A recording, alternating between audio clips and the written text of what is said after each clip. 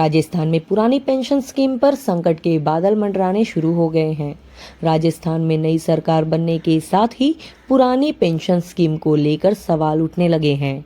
चुनाव में कांग्रेस ने ओल्ड पेंशन स्कीम पर कानून बनाने की गारंटी दी थी, जबकि भाजपा ने इस मामले पर संकल्प पत्र में कुछ नहीं कहा था।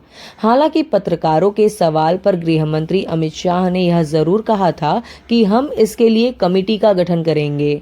पीसीसी चीफ गोविंद सिंह डोटासरा और कांग्रेस विधायक इंदिरा मीणा ने सवाल लगाया है।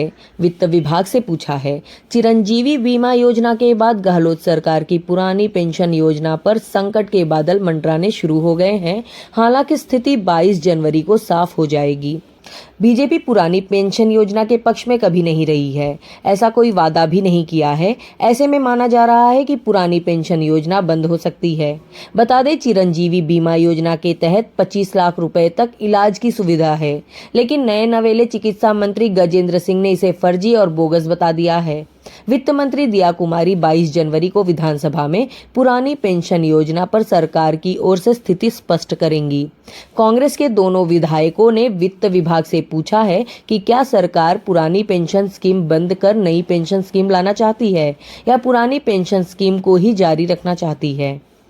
उल्लेखनीय है कि राजस्थान में अशोक गहलोत ने राज्य कर्मियों के लिए पुरानी पेंशन स्कीम लागू की थी और बाद में इसमें बोर्ड, निगम जैसे स्वायत्त संस्थाओं के कर्मियों को भी शामिल किया गया था। लेकिन नई सरकार बनने के बाद इस योजना पर सवाल उठ रहे हैं, क्योंकि भाजपा इस मुद्दे पर अलग स्टैंड रखती है। इसलिए सवाल यह उठता है कि क्या यह योजना बंद होगी। विधानसभा सत्र में 22 जनवरी को वित्त मंत्री दिया कुमारी इस पर स्थिति स्पष्ट करेंगी।